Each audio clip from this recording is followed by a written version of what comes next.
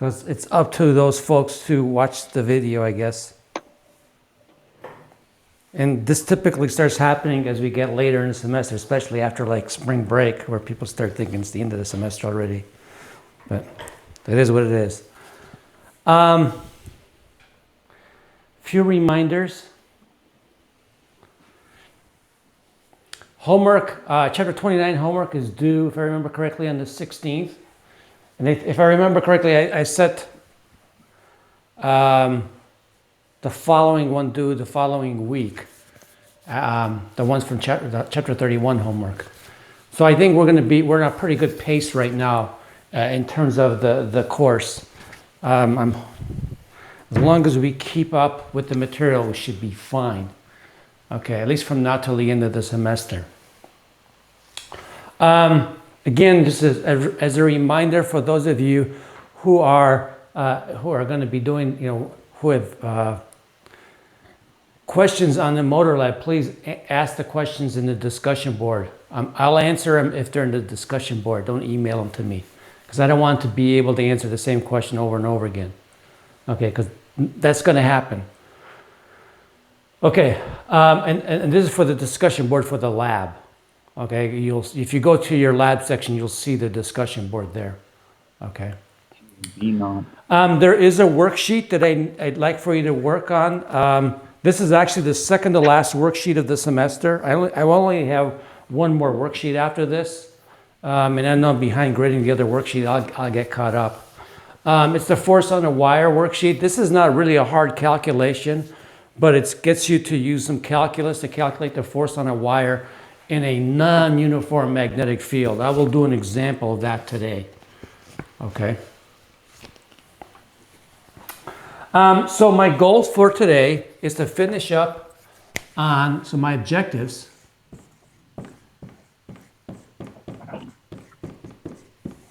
Applications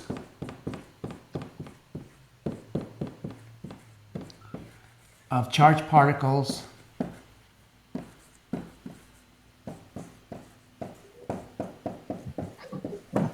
in magnetic fields.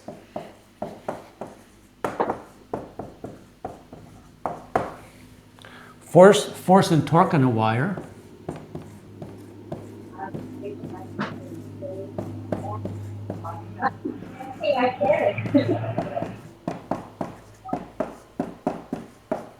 And I won't spend a lot of time on this because the problems can quickly get horrendously complicated. We're only going to do the easy ones. And some applications. And also I'll talk about briefly the Hall effect. Comb my hair out. Okay, so those are my topics for today.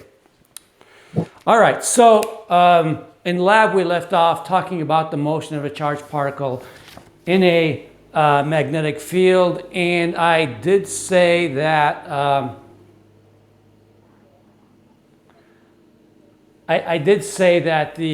when you put a charged particle in a magnetic field, that what? The magnetic field will select particles of a particular mass. I'm sorry, momentum. Just 1 second.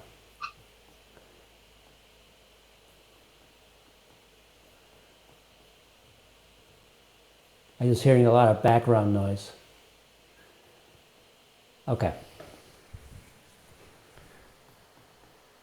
If you have a question, you just unmute yourself. So I just heard a lot of background noise. So let's go back and let's write down the equation for the radius of a particle in a magnetic field. I'm not going to derive it. I guess we can derive it. It comes from this.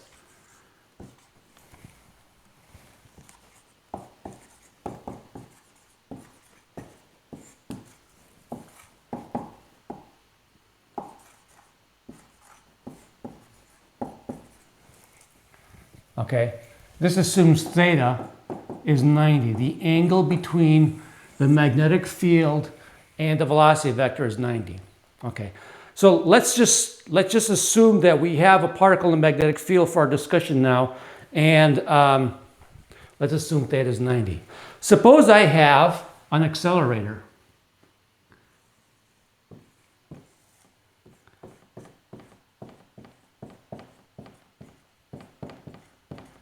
What does an accelerator do? It makes charged particles go through a potential difference. Okay, so basically charged particles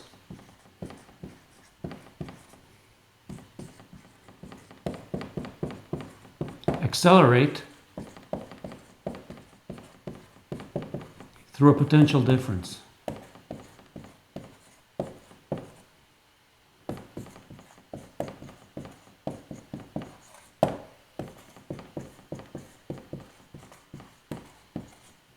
So that the potential energy decreases. In other words, they go through a delta U. Delta U equals Q delta V. But this delta V is negative, so delta U is the Q delta V is negative, so delta U is negative. Okay? So by conservation of energy,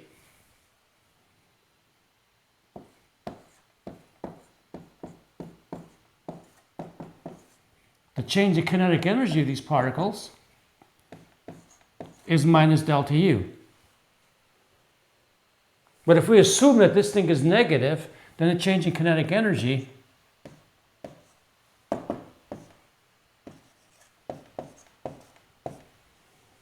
is that. So let's say we have particles, we put them through an accelerator. If the charged particles are positive, then delta V is negative. If the charged particles are like electrons, then delta V is positive, so that they gain energy.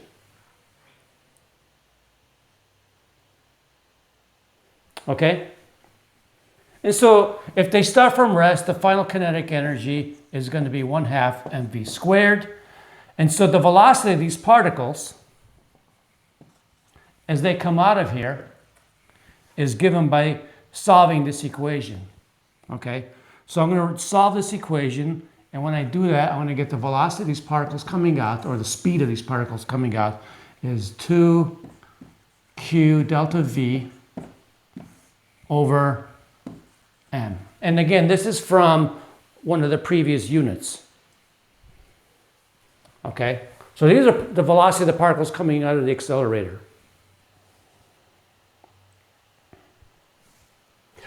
Let's send these particles through a magnetic field.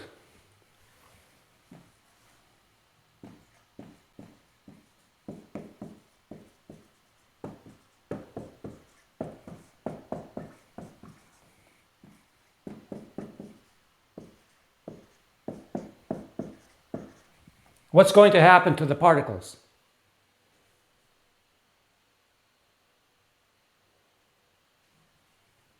Deflect.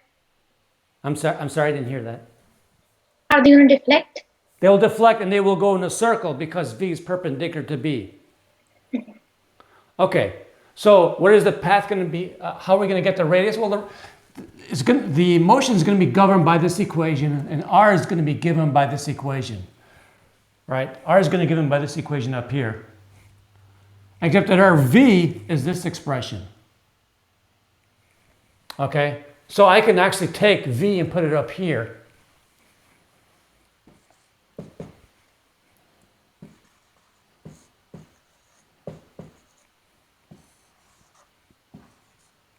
So let's assume that this product is always positive. So I'm just going to write these in the following way. Otherwise, I have to write absolute values everywhere. I'm assuming that this whole thing is positive right now. I can choose Q and delta V just to make them positive.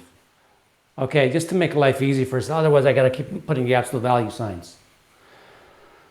So let's simplify this. I can put the M underneath the radical. I can put the Q underneath the radical. And I can put the B under the radical. And I'll get the following. I'll get 2, and help me out on here, okay, just in case I make a mistake.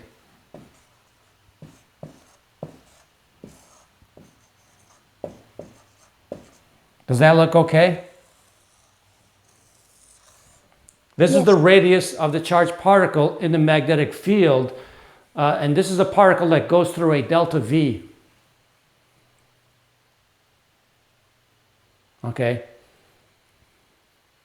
So we made this equation more specific based on the potential difference that the particle goes through when we put it in an accelerator.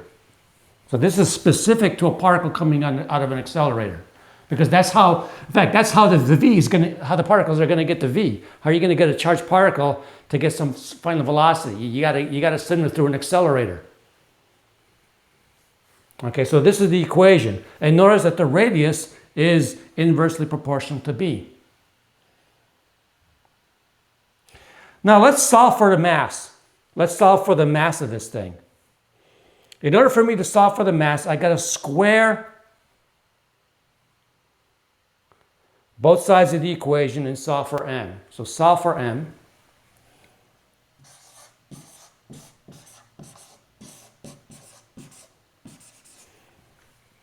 I'm going to do this quick. I'm going to square both sides and rearrange and solve for m. And what will I get? I'm going to get m equals, let's see, I'm going to get an r squared, a q, and a b squared.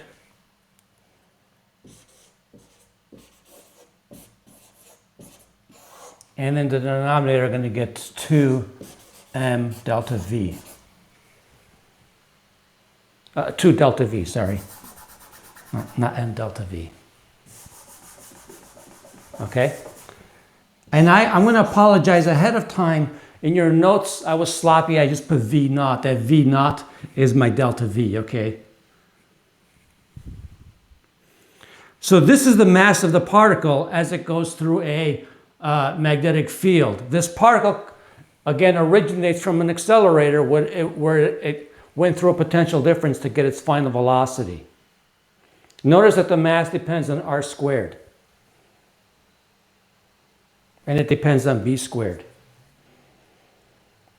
Okay, and so for a set value of r, you have a unique value for m. So if you know the velocity, then you know the mass. Now, where would this be important? Where would this idea be useful?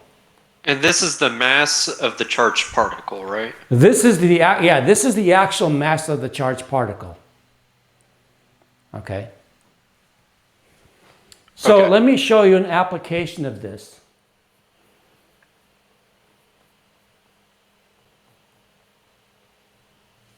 And it's the mass spectrometer. This is the Bainbridge version of the mass spectrometer. The first person to develop a good mass spectrometer was named Aston. Both are British. So what you have is a source of particles, where it says source there, that's an accelerator, like I showed before. The particles come out of the accelerator.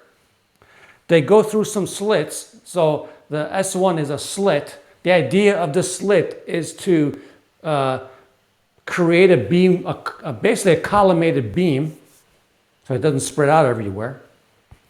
And then it enters that section where you see that plus or minus. Guess what that section represents? We talked about it this morning.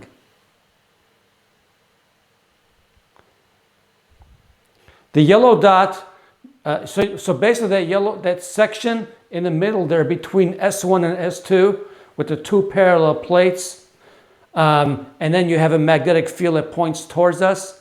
That's a Wien filter. That's a velocity selector. And so you adjust the magnetic field so that the particles go straight through. So that device there between S1 and S2, that device between the two slits, S1 and S2, is used to select particles of a certain velocity. Because what happens is when particles come out of an accelerator, you get actually a distribution of masses and velocities generally that comes out of the accelerator. And so what you're doing is choosing particles of a particular velocity with that velocity selector. Now, as that beam goes through slit S2, you're going to have particles of a particular V, but maybe different masses going through slit S2. Now you have that semicircular region. That's the region where you have the big magnetic field. That's the region where you have the mass spectrometer. Particles of a particular mass will have a radius r and will land on the particle detectors. Those particles that do not have the correct mass will not land on the detector. And so this is a mass selector because we know the velocities of the particles. Okay. In order to detect particles of a different mass, you have to move the detector at a different location. Questions on this? I have a question. Sure. So the filter that is between S1 and S2, does it make the velocity the same for every particle that goes through it? Does it? Are you saying because it's it doesn't change their velocities? It only allows particles of the same velocity to go through. Let's say you want particles that are going at 100,000 meters per second to go through. You can set up the electric field and magnetic field so that only those particles go through. So yeah, once they get through, they all have the same velocity. Okay. Now I got to be careful, right? Because you know those holes in S1 and S2 are not infinitesimally small. They have a finite size, so you will still have a distribution of velocities that get through. Does that make sense? Yeah, I was just wondering that if the particle that does not have that particular velocity, where does that go? Oh, so because of the fact that you have, so those orange things you see, they're essentially plates. And so the particles will collide with the plates. They won't get through. They'll collide with the plates and then maybe collide with the white surface. Eventually they'll come to rest and maybe settle in the material of the vacuums. This whole thing is done in a vacuum. Okay, everything has to be in a vacuum because otherwise you have tremendous air resistance. Okay. So those particles which do not have that particular velocity, they do not pass through that filter? Correct. Okay. Or they will get deflected downward. Towards the plate? Towards the plate, or they might get through the filter, and I don't know if you can, they might hit the orange plate, somewhere below on the orange plate. They won't get through the holes. Okay. Okay? It's designed to minimize particles of the wrong velocity to get through slit S2. Okay.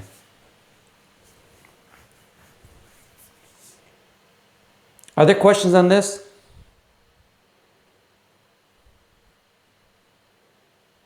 And I know you guys, and I recently had a conversation with Springsteel. I know he talked about mass spectrometers in your OChem class, for those who've had OChem. Okay. So yeah, the folks who are in chemistry, this is an important topic. Another thing you can do is with the mass spectrometer, you can separate different isotopes of the same atom. You can use the mass spectrometer to separate different isotopes of the same atom. For example, like hydrogen has 3 isotopes, right? It has, there's one called hydrogen, one called deuterium, and one called tritium. And you can use the mass spectrometer to separate them. Okay. Okay, no other questions? In fact, you have a homework problems where you end up having to calculate trajectories for particles of different masses that come from an accelerator. An application of these ideas is in the cyclotron.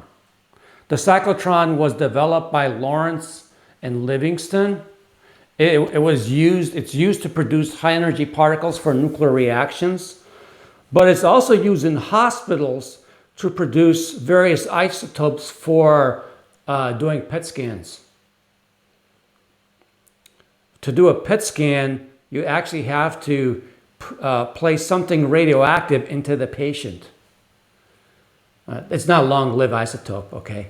And so in order to get something radioactive that has a short half-life, what they do in a hospital is they create those isotopes in the hospital, okay? Because they're only around for like a minute or two for the PET scan. And so they put this material in something that the patient has to, I forget, it's either injected or ingested. And then they can do a scan on that person doing the PET scan. Okay.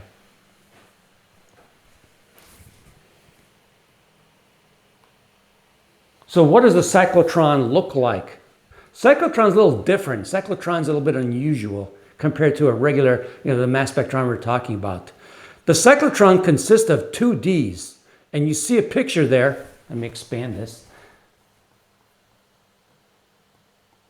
The expanded picture you see on the left actually shows you a picture of a commercial cyclotron for a hospital. So this thing has two Ds where the particle accelerates.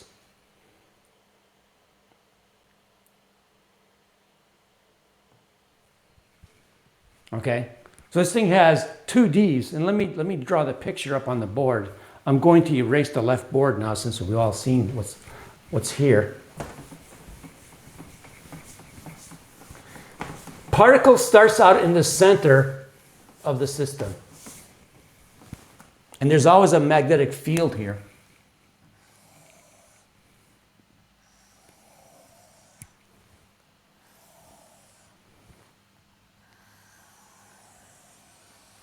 This is actually an accelerator, but you're thinking, wait a minute, the magnetic field does not accelerate particles.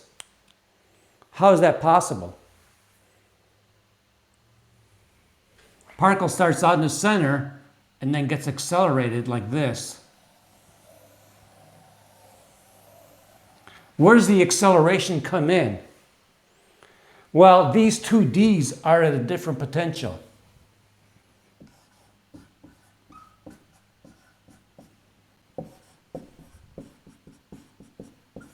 These two potentials are not different. Are not the same. Okay?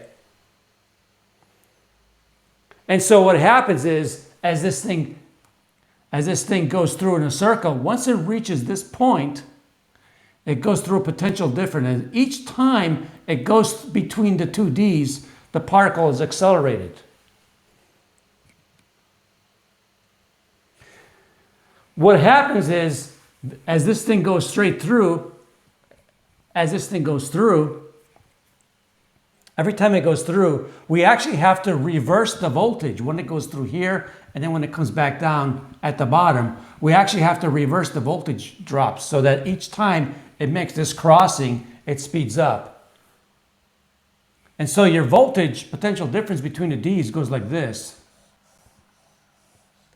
And what's interesting about this is that omega, we showed this earlier, is QB over N, is independent of the velocity of the particle.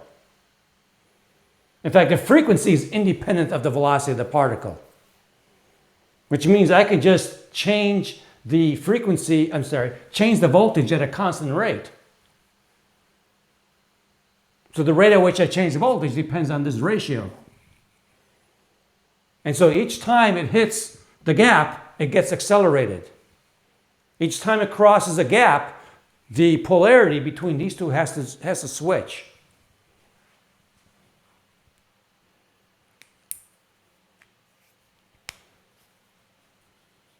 Okay, any questions on that? I placed a video by Walter Lew at MIT, he goes through a lot more details of this, but it's an example of the applications of the ideas that you learn in this chapter. Okay, so what I want to do now is I want to talk about something a little bit different. I want to talk about the force on a current carrying wire in a magnetic field. And we're going to look at this again in the next chapter. Okay. I want to calculate the force on a wire in a magnetic field. I'll talk about the torque on a current loop, and I'll say something briefly about the Hall effect at the end of class. Okay. So, let's say we have a length of wire L in a magnetic field. And for our purposes right now, let's assume that the magnetic field is uniform.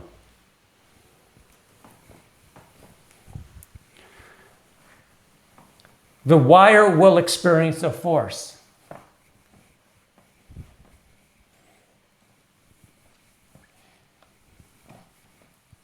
If you put a wire in a magnetic field, it will experience a force. So maybe what I should do is, for you to believe me, I should prove that to you, right? You actually want to see a wire in a magnetic field experience a force. So I want to prove that to you before I actually go in through the details of the theory. So I'm going to disconnect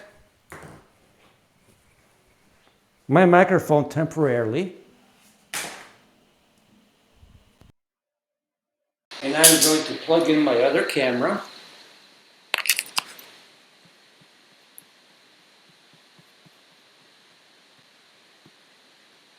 And let me show you the other camera. Okay, so let me point to this magnet. This is a big, powerful magnet. And I have a nice, big, powerful magnet. This thing is here. Can you all see that okay? Yeah. And I have a wire in the magnetic field. And so I'm going to run a current. Actually, I have to plug things in, otherwise anything will work. Let me plug it in. So I had this, basically what I just took this wire, connected one end to the positive side of the power supply, and the other one to the negative side, so I had a direct short. So I got to do this kind of quickly because it'll blow this fuse. You'll hear a click. Okay? So here we go. You see that? I'll do it one more time.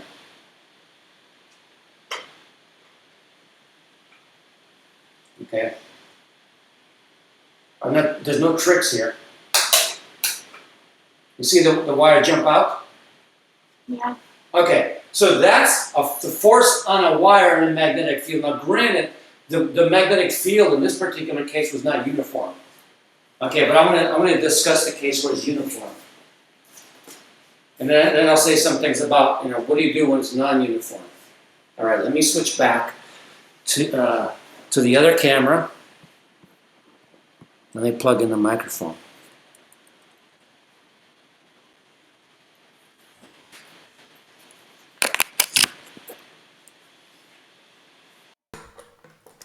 All right.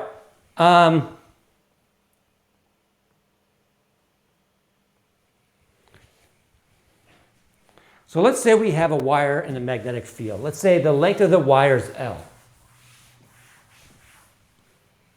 First of all, what do we know? Well, we know that, hold on a second, I got to unplug things because otherwise I'm going to trip. What do we know? We know that the force on a charge is Q V cross B. Okay. So I have a wire carrying current I. And we have a magnetic field. It's uniform.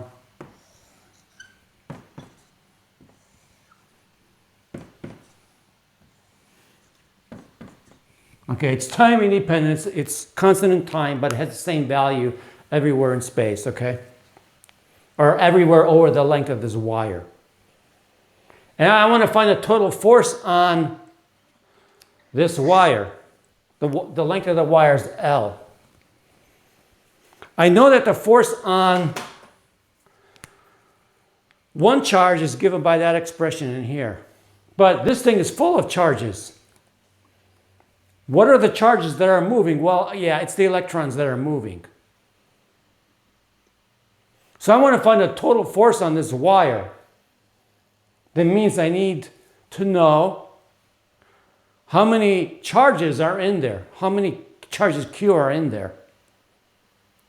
Okay. So if I have a wire, the number of charges in the wire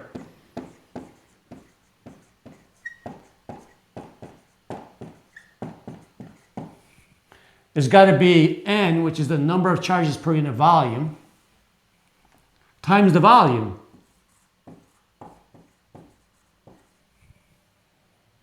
So the number of charges in the wire is going to be N times the area of the wire times its length.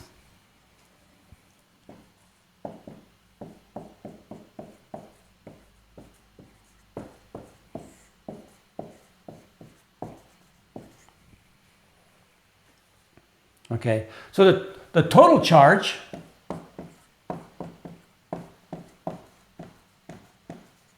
is whatever the charge is of the charge carrier times the number of these that I have.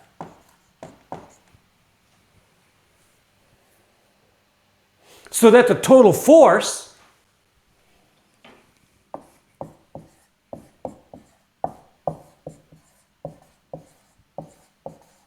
on all charges is going to be this number times V cross B. And in a wire, this is the drift velocity.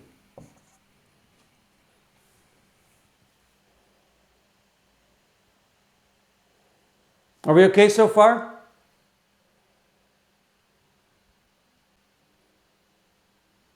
And do you remember what is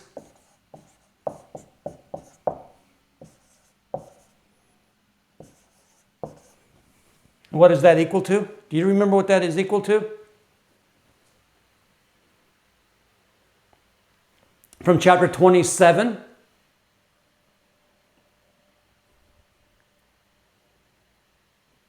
Anybody remember? Yeah, it's J, that's right. So this is the current density. That's good, you remember that.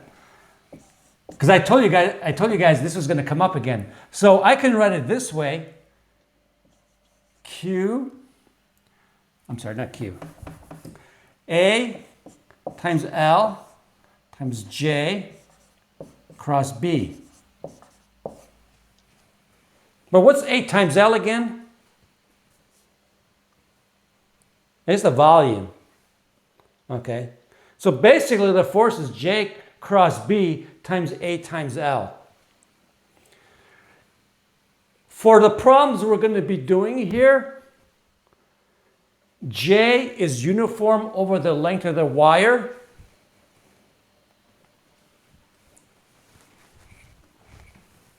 Which means then that I is J times A. And the current is in the direction of the length of the wire. I can write the force in this manner.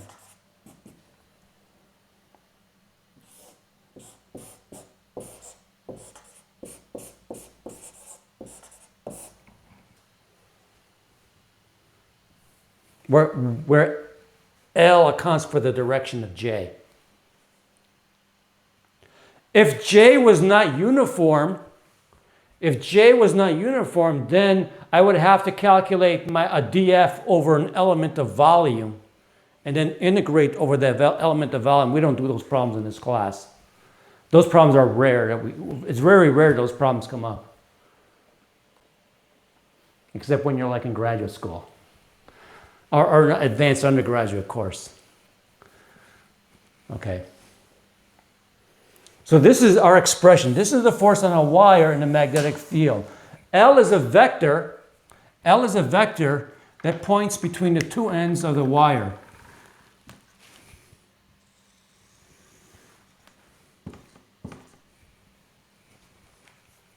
And it's in the direction of the current.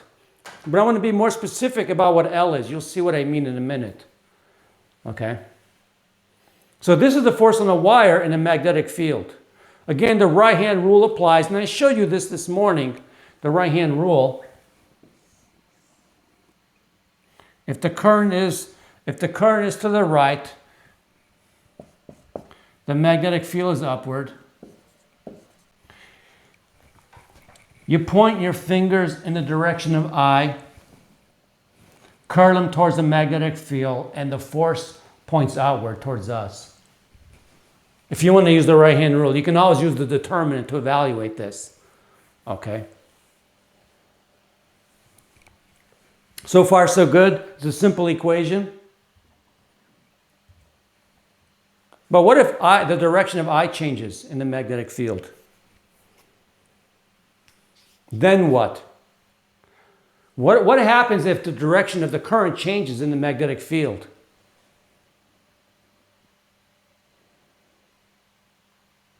What do I do?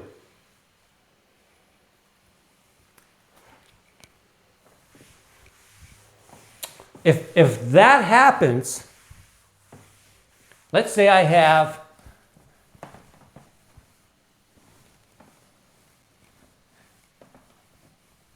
and let's pretend the magnetic field's uniform, okay? We're still assuming the magnetic field's uniform. Let's say I have a magnetic field that points straight up in a region of space.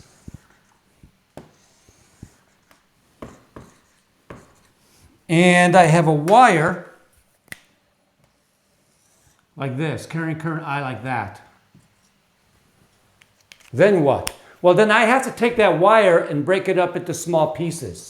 I have to break it up into little DLs.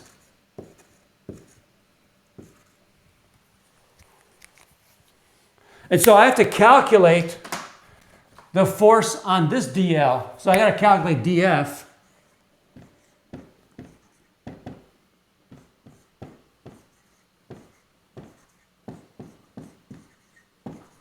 Like that. I got to do it for each one of these DLs. And then add them together.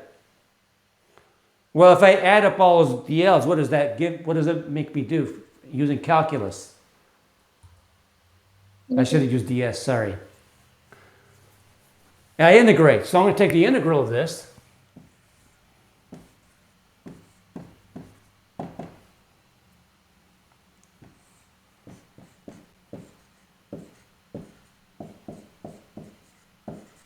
And in this integral, we're assuming I is constant and B is constant.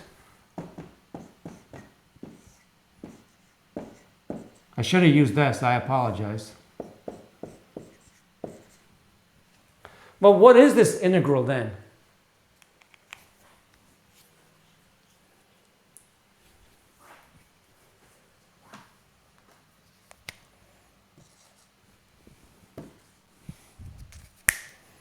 This integral is basically the vector that points from this point to this point. That's L. That's all it is. It's a displacement vector. This is just a displacement vector, nothing else. Okay? So this clearly shows that the L is really a displacement between the two ends I'm interested in. It's still IL cross B, where L is this vector. So L is a displacement vector between the two ends that I'm interested in. But here's my next question. What if my wire formed a closed loop? What if my wire formed a closed loop? Then what? What's my displacement? It's zero. So if my displacement is zero, what is going to be the force on a closed loop of wire in a uniform magnetic field?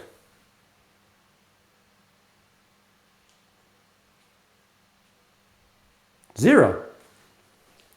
Okay.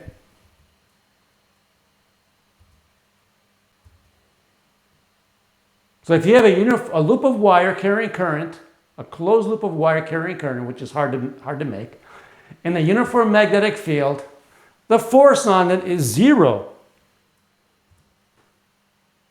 Okay? Because the displacement between the ends is zero.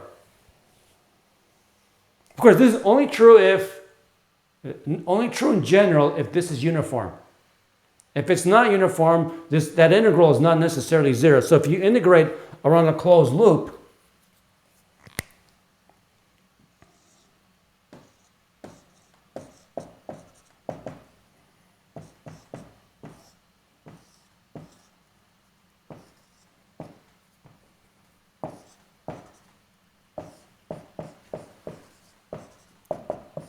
as long as this is uniform. If it's not a closed loop, then this is just going to be F, whatever that comes out to be.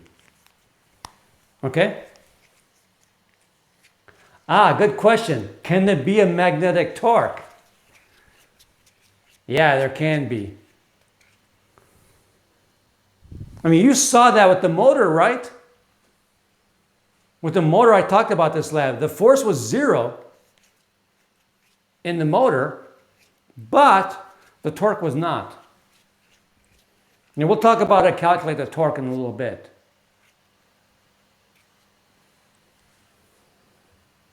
So, okay, so this has to do with your worksheet.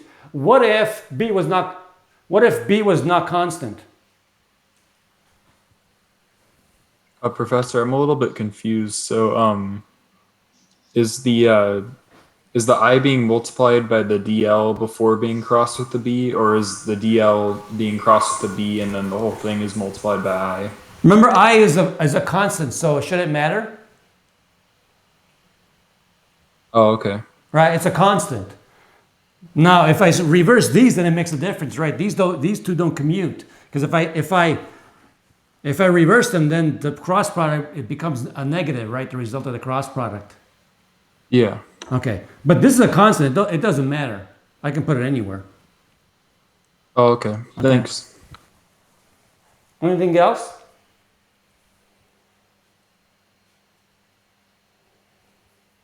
Okay. Now you might. So what if B is not uniform? Let's take a look at this integral. What if B is not uniform? If B is not uniform, I cannot pull the B out of the integral. This is your worksheet. The integrals are easy in the worksheet. So if B is not uniform, you got to perform the cross product first, integrate, and then you got your answer. Of course, when you do the worksheet, I is going to be constant. Okay? So if B is not uniform, you actually have to perform the cross product first, then carry out the integral, and then you have F. And then in the worksheet, you have a rectangular loop, so you got to do it along every side. You got to perform an integral along all four sides. And it's set up so you do it step by step, and then the final answer is the sum of the forces. Okay, so it gives you an idea how to do the calculation. I did a worksheet instead of putting it in WebAssign. I just haven't had a chance to program it into WebAssign. But eventually I will. Okay? What if I have a loop of wire by a bar magnet?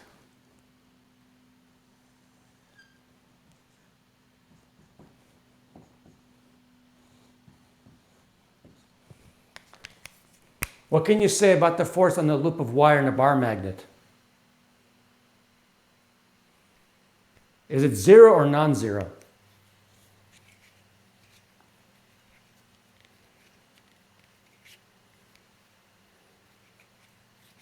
Anybody want to guess?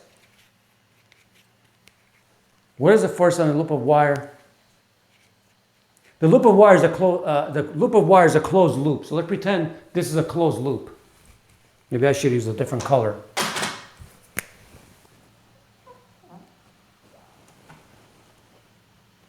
This is hard to draw, okay? So I apologize. And the bar magnet goes right through it. Yeah, the only problem is the field due to a bar magnet is not uniform. So if I draw a bar magnet, let's say that's the north pole of the bar magnet. Can you guys see that okay? All right. The magnetic field due to a bar magnet kind of looks like this. On this side, kind of looks like that on the other side. Okay, let's just look at the top of the bar magnet. And so it has a component that's in this plane. There's a component in the horizontal plane, and there's a component of the magnetic field this way. The vertical component of the magnetic field all the way around, if you go all the way around the bar magnet, is the same. So the vertical component of the magnetic field is not going to contribute to the total force on the loop of wire. But then the horizontal component has the same value, but it changes directions all the way around. It's this horizontal component that's going to contribute to the force on that wire. And you can show that the force on the wire is going to be given by this. Again, I'm approximating that the field is going to be constant, have the same value right at the top of the, have the same direction all the way around the bar magnet, at the top of the magnet.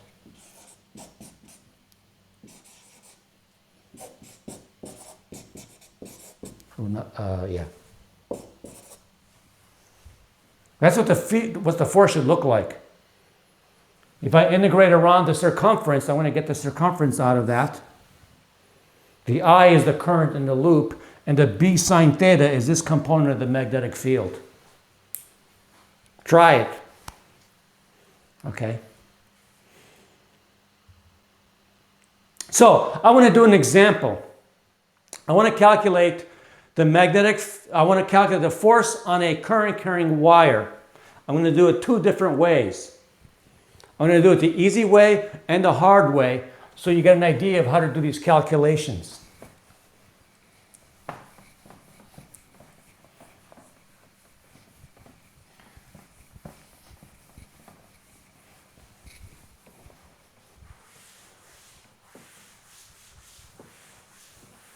Okay, I'm going to draw a big picture.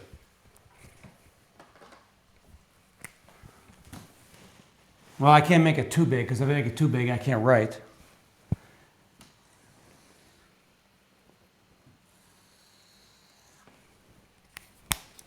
So let me draw my loop of wire. It's semicircular. That's supposed to be a semicircle, okay? And it's carrying current in the XY plane. The current's directed counterclockwise, so it's directed this way.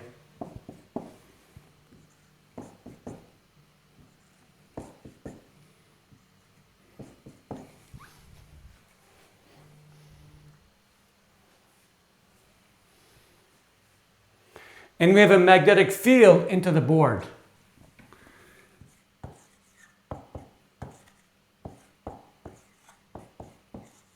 By the way, that's a giant field. I mean, that's a really big field. Okay, so the radius is 0.25 meters. I want to calculate the force on the wire. There, like I said, there's an easy way and a hard way.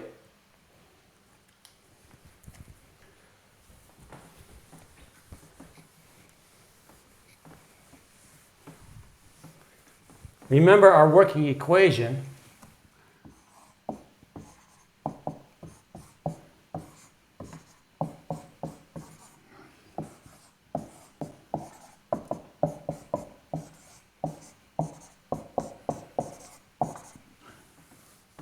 That's if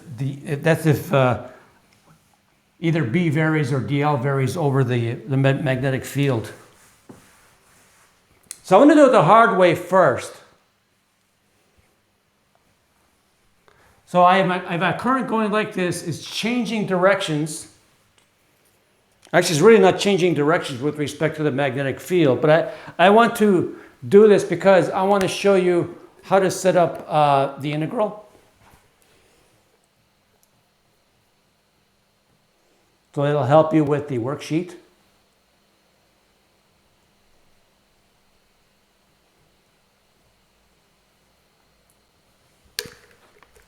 So I want to set up my DF first.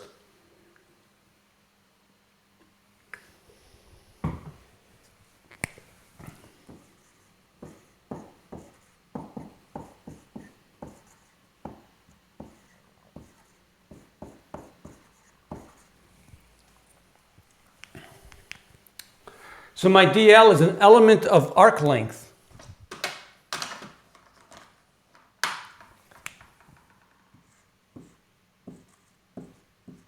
And DL points that way. What's the length of this thing? How should I write DL? What's the length of this vector? Well, this is an arc length. This is a radius r. What's this width? It's a d theta. And it's a length r. So this is going to be r d theta. And then the direction of the unit vector that represents this can be determined fairly easily. Let me draw a coordinate system up here.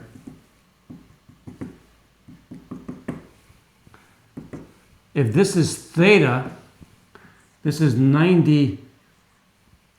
Oh no, that's theta, sorry. This is 90 minus theta.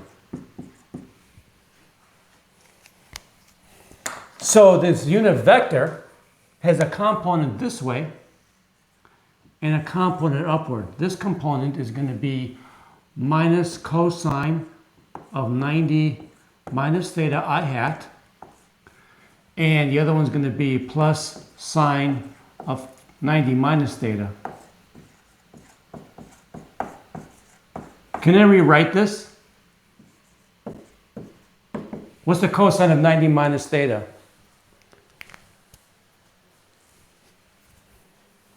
Sine. Sine of theta.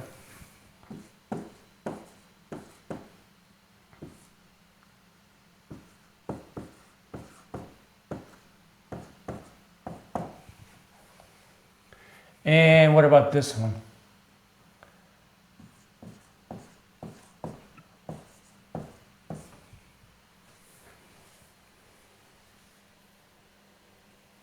Okay. And B is in the K direction, correct?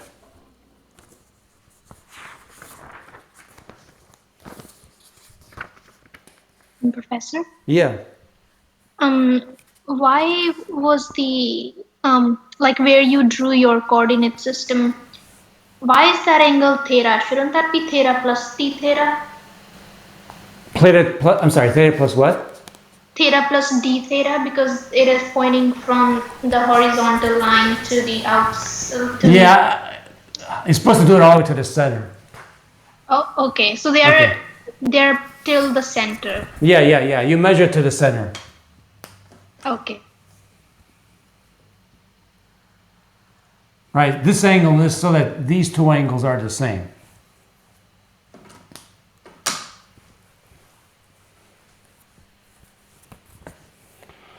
Okay, go ahead. Even the theta on the bottom is still the center? What do you mean? Yeah, it's centered here, right? Yeah, the one that you drew on the bottom. Yeah, at the center. Yeah, it's centered there. Okay. Okay.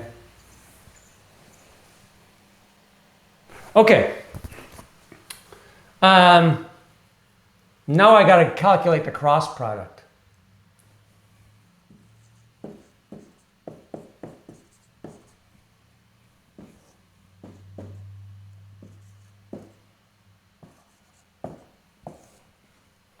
let's see.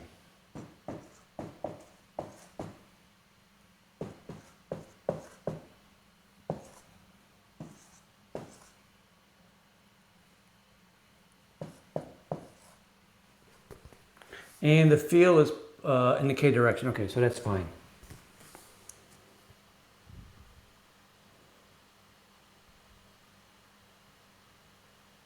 Okay, so what do I get when I calculate that cross product? Oh, what did I forget? I forget the RD theta. So what's DL cross B?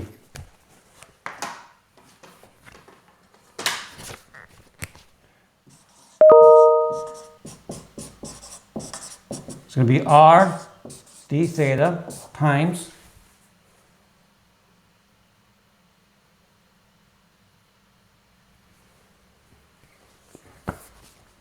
1.8 cosine theta. I have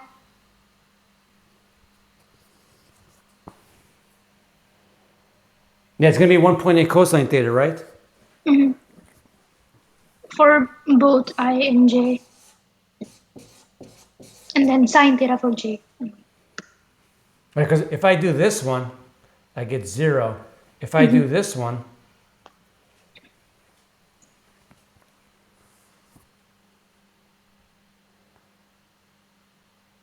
hold on a second, let me check my math here.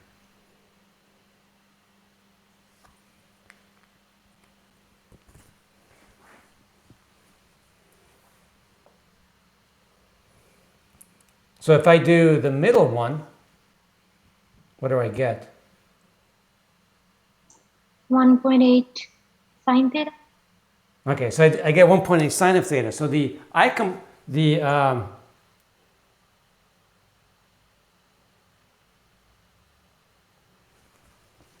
want to make sure I didn't screw anything up.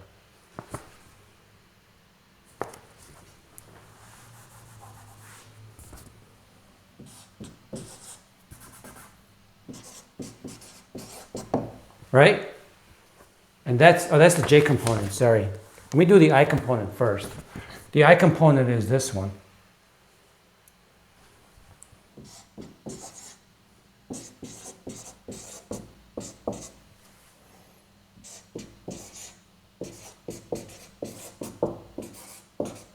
Are my signs okay?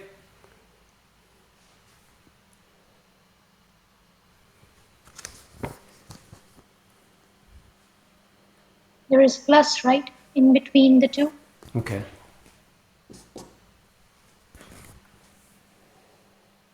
Now I got to integrate this, right? Wait, what about the t? What T?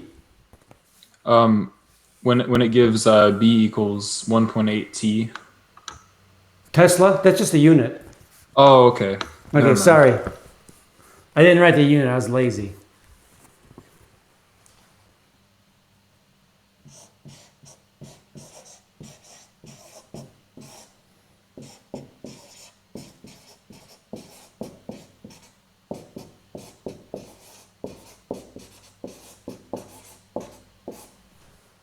Does that look okay?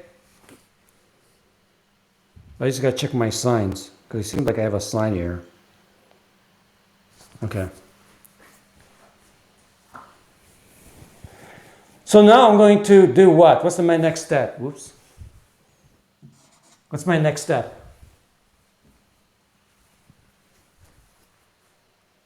Integrated from 0 to 5.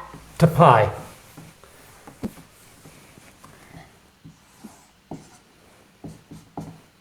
I'm going to integrate this. Let me write it like this.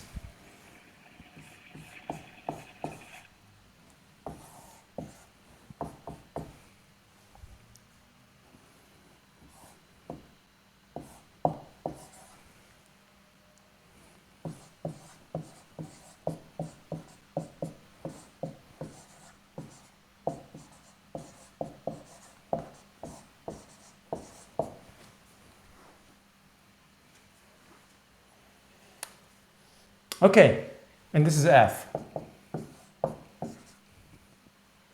I can pull out the 1.8 again, so 1.8. Probably should have done that. And I'm doing this slowly.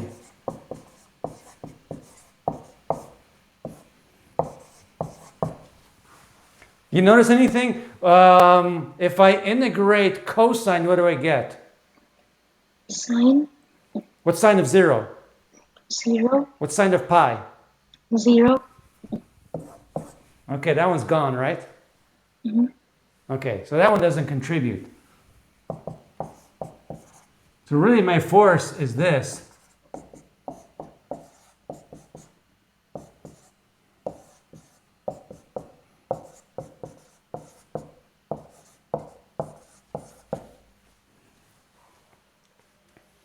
What's the integral of sine of theta? Minus cosine.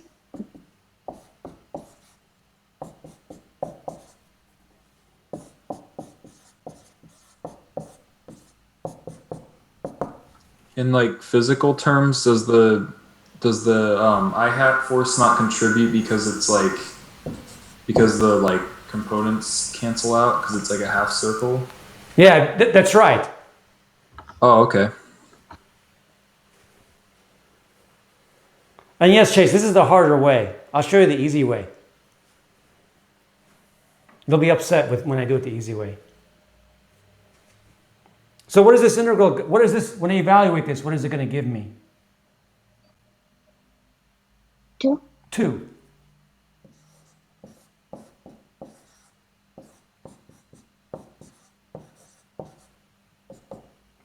Two times 1.8, what was the current again? 5. So 1.8 times 5 is 9. 9 times 2 is 18. 18 times a quarter is 4.5.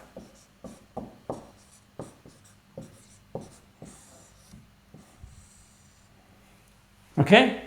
That's the hard way. Let's do it the easy way. Shall we?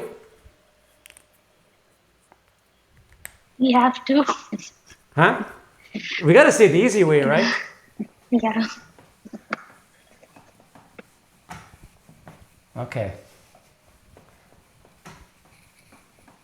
So we said that in a uniform field, because the field's uniform here, is I, L, cross B. What's L? What does the L vector represent? It represents the displacement vector from this point to that point. That displacement vector is what? 2r. 2r, right? That's right. Yeah, in fact, let me do it that way.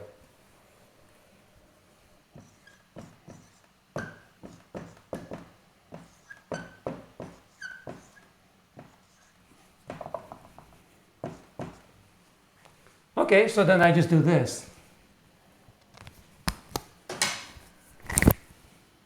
What was the current again? 5 amps times negative 0.50 I hat times 1.8 Tesla K hat. Okay, so now what do we get? 5 times 0.5 is 2.5. 2.5 times 1.8.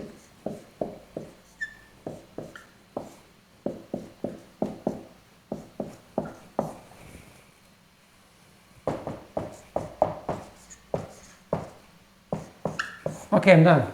How's that? Which way do you like better?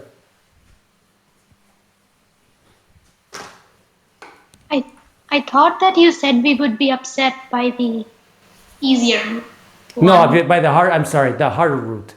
Well, Okay. what I mean by that is you're going to see how easy this is, and you're going to say, "Oh, I don't want to go do it the other way."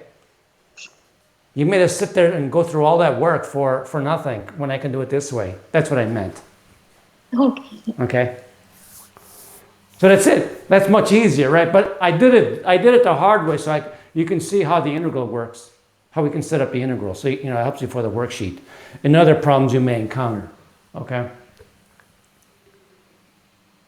And if it were a non-uniform field, would we have to do it the hard way? Absolutely. Oh, okay. Yeah, absolutely. You'd have to do it the hard way if the field is not uniform.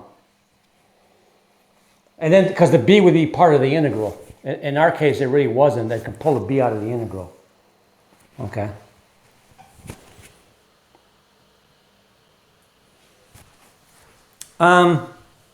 Here's a problem. You have a current carrying wire, and it experiences an upward force. Which is the north pole of the magnet, and which is the south pole of the magnet?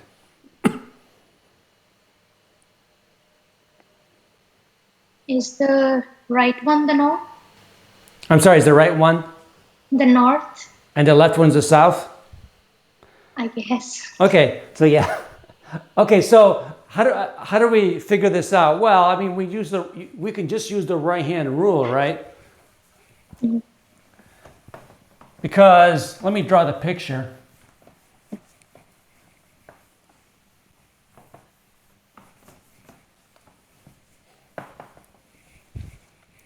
I have a wire, I'll use blue,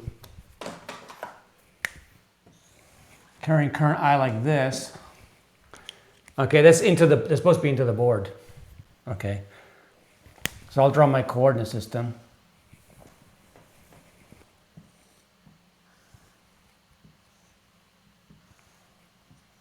We have I like this, and we have F upward. And so we have this magnet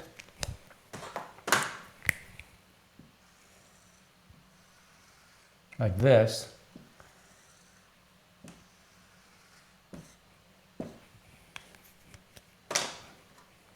So I can guess, right? I mean, I need to use the right-hand rule so that the force is upward. My only guesses are that the field is to the left or to the right. Isn't that true? Mm-hmm. So I can either say B is either this way or B is this way. But if I use this as my B, I use my right-hand rule, right? I point my fingers in the direction of the board, curl them towards B, my thumb points downward, so that's out.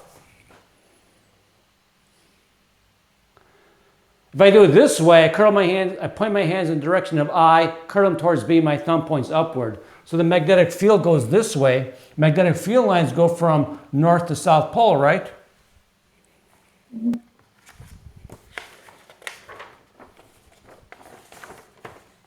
So that's it.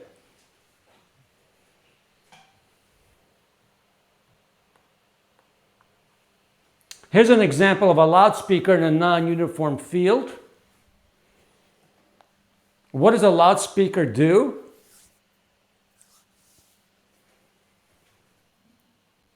Or what does a speaker do? What you have is a time-varying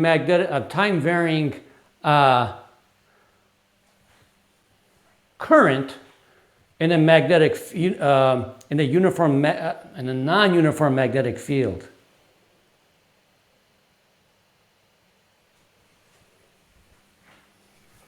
So the question was, what was the direction? The last part is that way. North, south. Field lines go from north to south. Okay, so you have a speaker, you have a permanent magnet, and then you have a coil of wire. And you have a loop of wire in a non-uniform field, so the field will not be zero. In fact, let me show you an example of this. Again, I'm going to switch to the camera.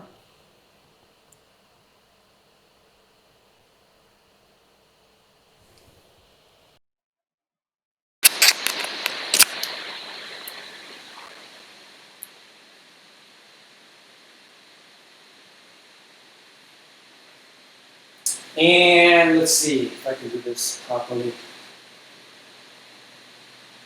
I have this is my version of the speaker. So I'm going to move this back a little bit. So you can see it better.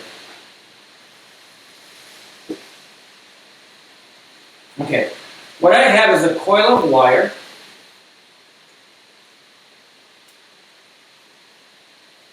Let me do this.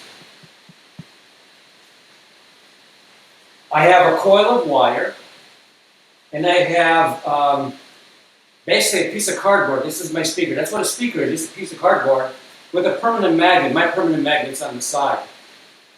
Okay, and I have a time varying, an AC voltage I'm going to apply to it. So I'm going to turn it on. Okay, and the fact that the current's alternating is going to cause this speaker to vibrate. Let me turn up the voltage.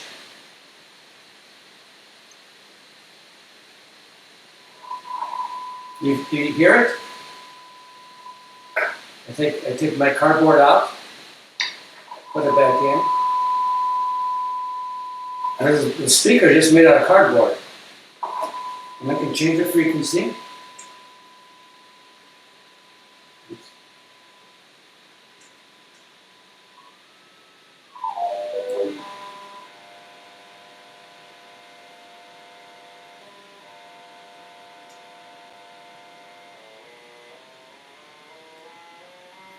When I take this out, you don't hear anything.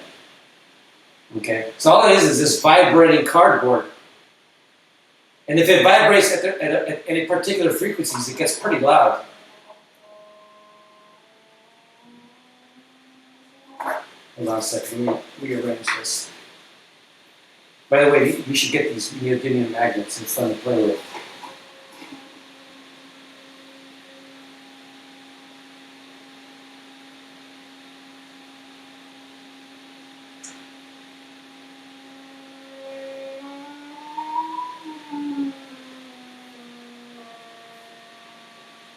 You hear it?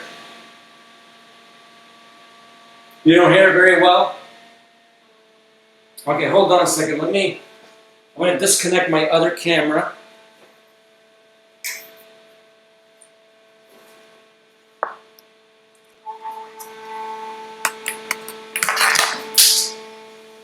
Let me connect my microphone.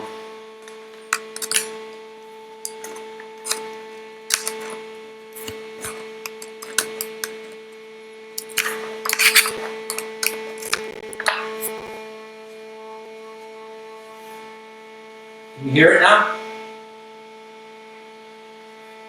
Yeah. Okay.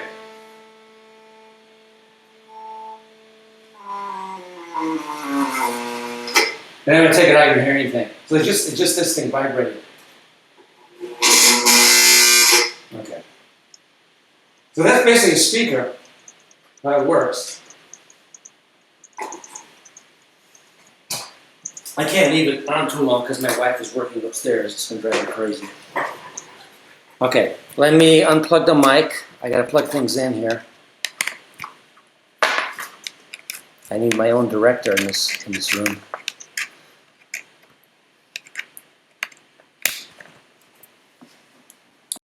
Okay, let me unplug this camera.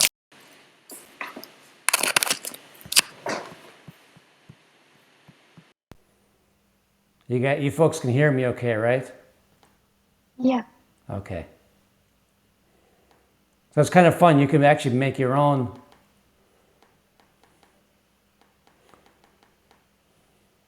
speaker.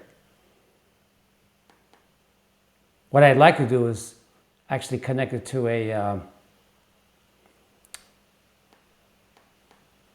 like a music player, and it would play the music. Was that kind of blurry for you guys? Yes. Okay, I think I got too many. I probably have too many things open. Hold on a second.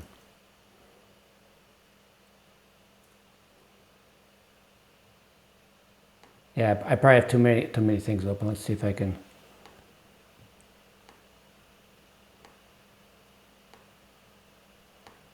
It's not even focusing.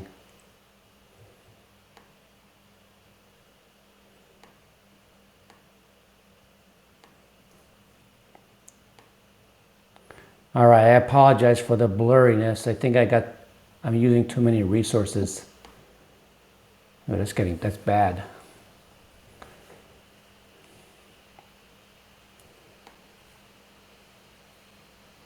Okay, I want to talk about a couple more things before I end. I want to derive the expression for the torque on a loop of wire in a magnetic field. This is based on the discussion we had this morning.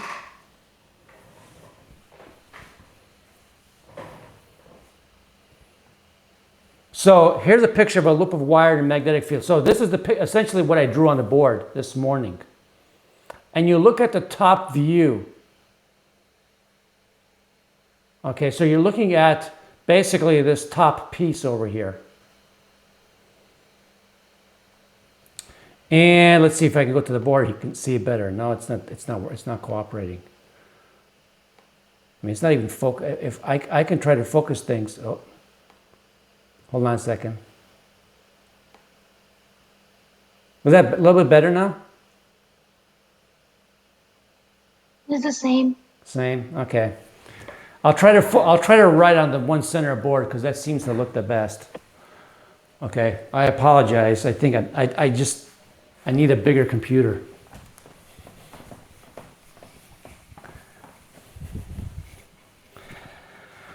Okay. So let's say we're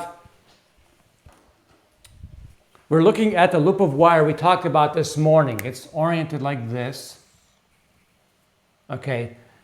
And there's a current coming towards us here and a current going into the board here. And the force is this way here. And the force is down over here. And the magnetic field points horizontally.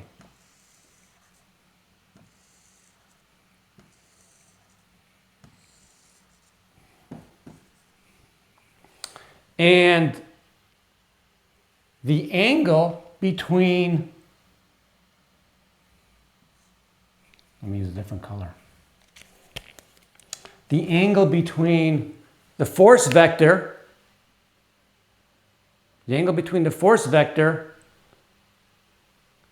and this vector that goes from the center of the loop to the edge is theta. You'll learn in physics 205 that torque is R cross F. R is the vector that points from your pivot point, the point at which you're calculating the torque, to the location where the force is being applied. So I'm going to calculate a torque about the center of this thing. Remember, this is the top of the loop that you're looking at. So let's say this distance is, this is the width. So this distance is half the width, W. So this is W over 2. Okay. And this is the angle between the R vector and F. The magnitude of the torque is R, F, sine of that angle phi, which is going to be W over 2. The force is going to be, let's do it this way, I, L, B, and then sine of phi. But there's two contributions to the torque, one on this end and one on this end. So there's another R vector that points this way. The torque is in the same direction. So the total torque. Yes, sir. Yeah? Why do we have angle phi? Oh, sorry. I'll be consistent with the notes, sorry. Okay?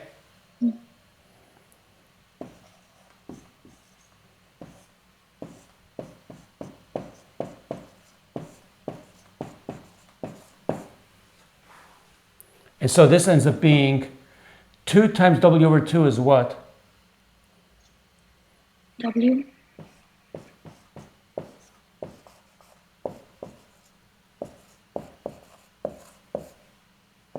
What's length times width for that loop of wire? Area. Area.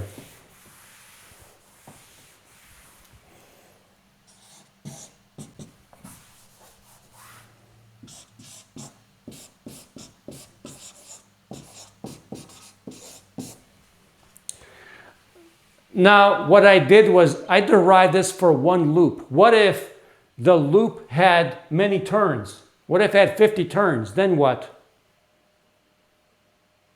Multiply by 50. I'd have to multiply by 50. So really the total torque, I have to multiply by the number of turns.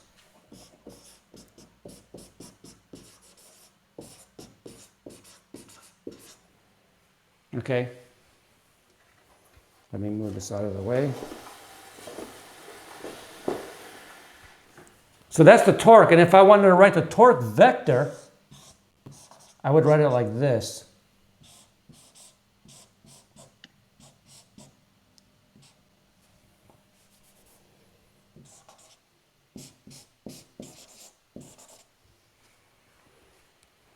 That's the torque vector, written as a vector. And then there's this area vector. What is the area vector? Well, the area vector is defined by the normal to the loop. So A is the area times the unit vector that's normal to the loop.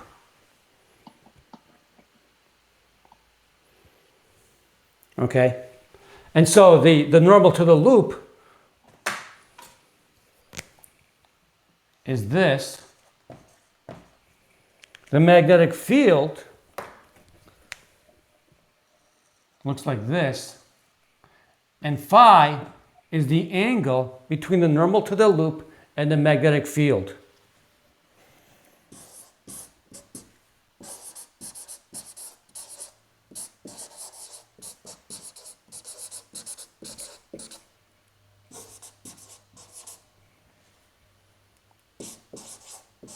Now here's a problem.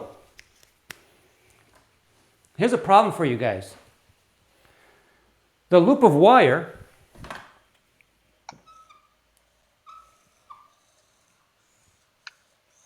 has two normals. How do you define the normal to the loop?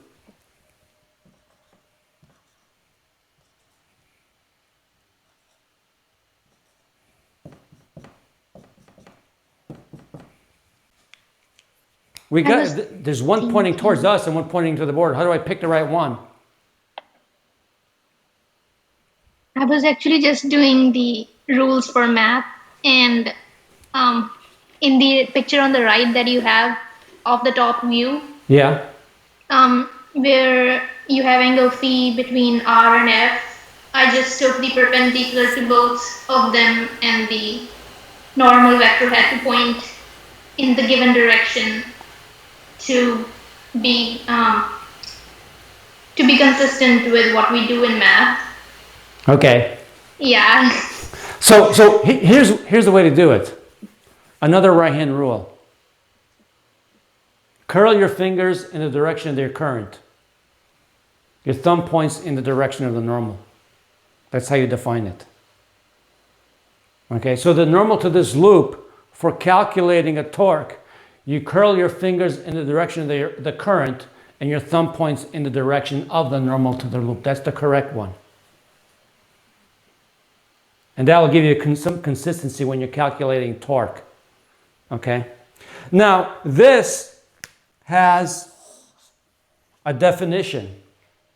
This term is called the magnetic dipole moment.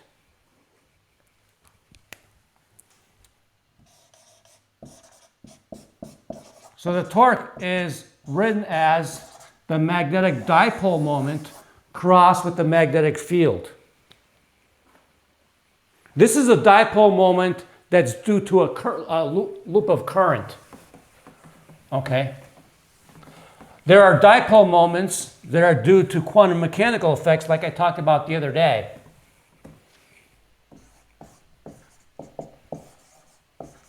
And so this is written in a very general fashion. Okay, this is the torque on a loop of wire in a magnetic field. This is the magnetic dipole moment.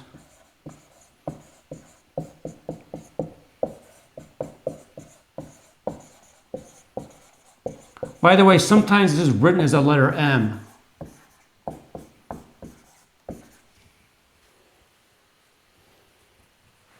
Okay, sometimes it's written as a letter M. Now,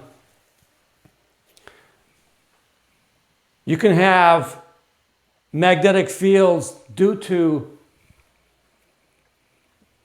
dipole moments that are quantum mechanical, or those due to currents. Okay? Any questions on this? Now, one can do a little bit of math and say, oh, if you have, what about if you take a dipole, a magnetic dipole, and put it in a magnetic field? You can show, it's in your book, that the energy stored in a magnetic dipole is given by this equation. Do you remember what the energy stored due to an electric dipole looks like?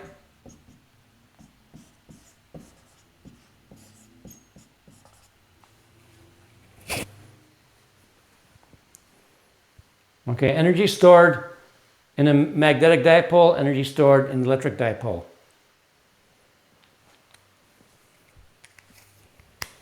Okay? All right. So calculating torques for uniform fields is actually an easy thing. Calculating torques in a non-uniform field is a horrendous thing. We're not going to do those problems. They're really hard. Okay. So again, the torque on a current loop depends on the angle between the loop's normal and the magnetic field. The loop's normal tries to align itself with the magnetic field. That's what happens in DC motor. The product of NIA is the magnetic moment mu. Its direction is normal to the loop and determined by the right-hand rule. Okay.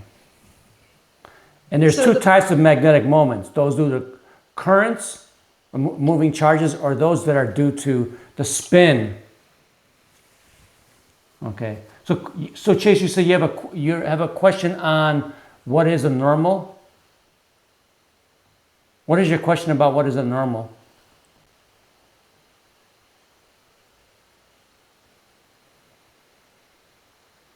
It's just a vector perpendicular to a plane.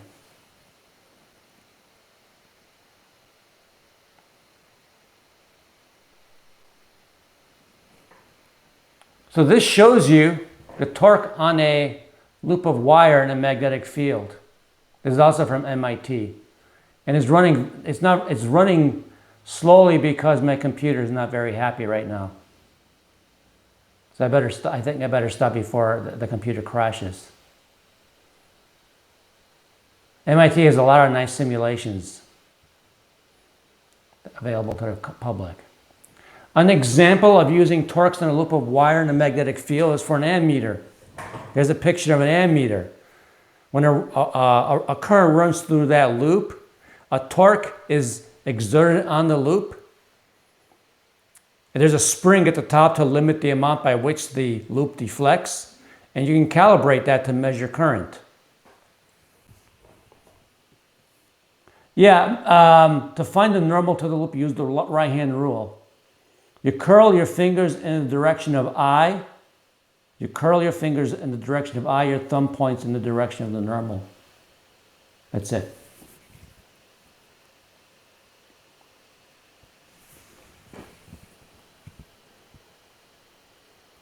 Okay, so we talked about this.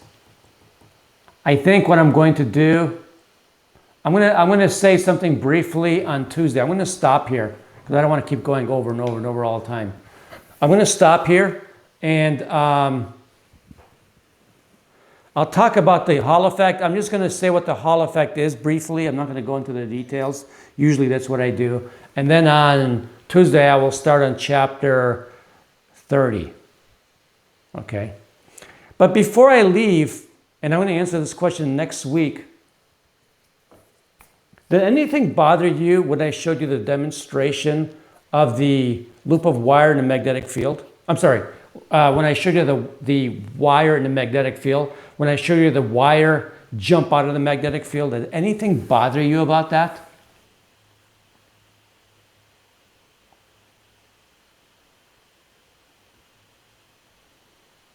No, nobody got, because didn't we say that magnetic fields don't do any work?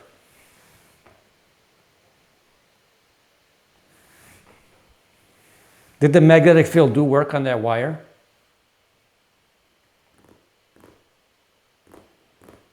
Or was it the magnetic field that did work on the wire? Think about that.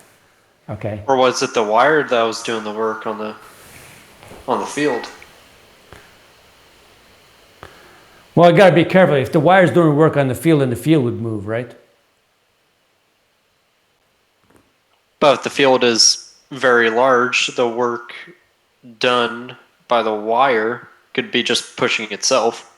How can the wire exert a force on itself? You have to have an external force causing motion.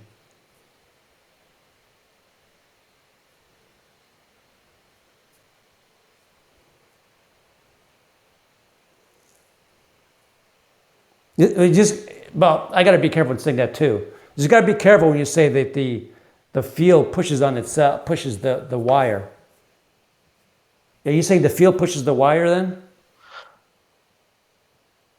Yeah, because well, remember you got the equal and opposite force. Oh, there's a Newton's third law. Okay, so since we're talking, okay, That's what I was thinking. okay, so there's a Newton's third law effect, but then the field is doing work.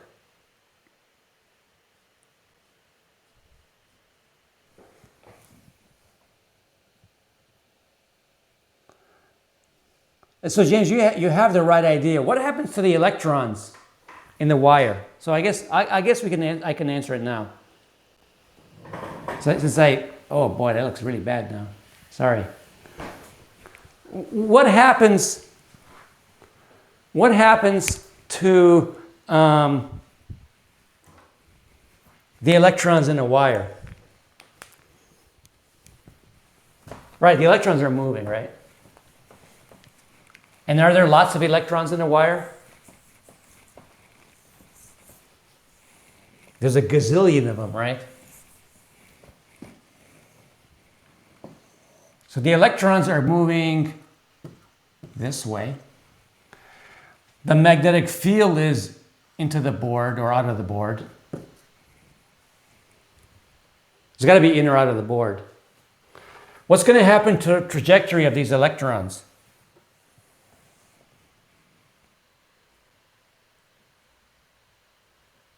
If they experience this field, these electrons are moving that way overall. What's going to happen to the trajectories of the electrons in the magnetic field? Jacob, you're on the right track. A couple of you guys are on the right track using Newton's third law too. What happens to the electrons? What are they going to do? Are they going to keep going in a straight line? They're going to deflect. They're going to want to go in a circle. But what happens to all of these? They hit the top of the wire.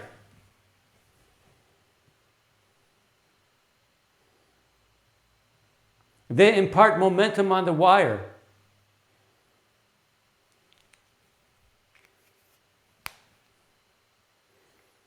It is the imparting of that momentum on the wire that lifts it up. So it's the magnetic field is actually not doing work. It's the collision of the electrons with the wires causing the wire to get lifted.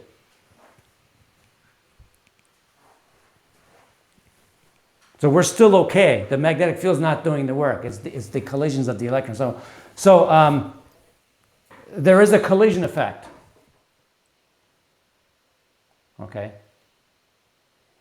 It's kind of like, when you talk about if you have a balloon and you let the air out of the balloon, what causes the balloon to move around the room? It's actually the collisions of the air molecules with the balloons that are making the balloons run around the room when the air comes out of it. Okay. All right. Are we okay so far then? I'll use the time after class on Tuesday to answer questions on the homework, okay? Again, I apologize for the poor quality of the video at the end here. No other questions? All right, you folks have a great weekend. I have a quick question on the lab. Yeah. So I just don't know if that's okay before I turn it in.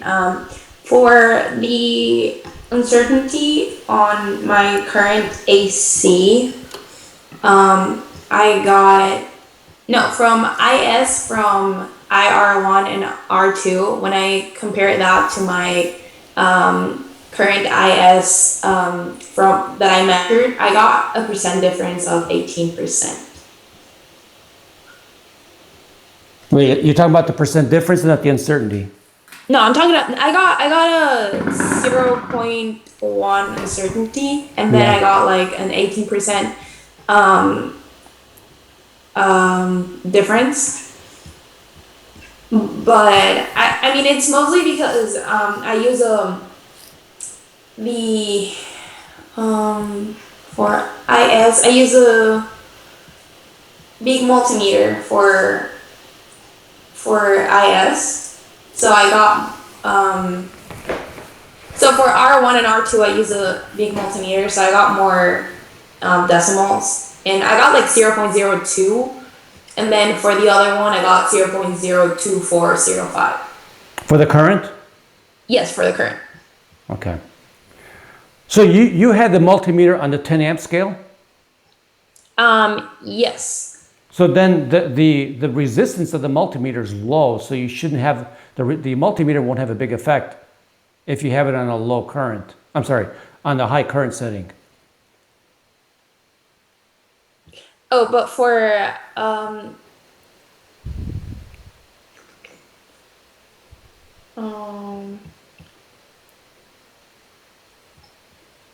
so should I like retake the data for that part, or because my values are I just have more stick fix for one of them, and I think that's why I'm getting an 18%. I know at this point, it's risking turning in something late is you lose more points that way than you would if your data is really bad. I mean, 18% is not really bad anyway. But Yeah. I need to see what you did, so. I mean, So I Chase can't- was asking, you sure it's not 1.8%? Just to be No, yeah, careful. I'm sure. Do you get 1.8? Because I got 18%. Oh, no. Yes, it's a 1.8. Sorry. Never mind. I wasn't reading my calculator. Okay. Okay, no, never mind. I'm good. All right. Thanks, Chase. Yeah, it's hard to tell whether you did something wrong or did it. No. It was just my calculator because it's in scientific notation, and I totally ignored the times 10 to the 0. Okay. Sorry, times 10. So. Okay, good. Okay, thanks. Anything else? All right, everybody have a great weekend then. You too, thank you. Wow, what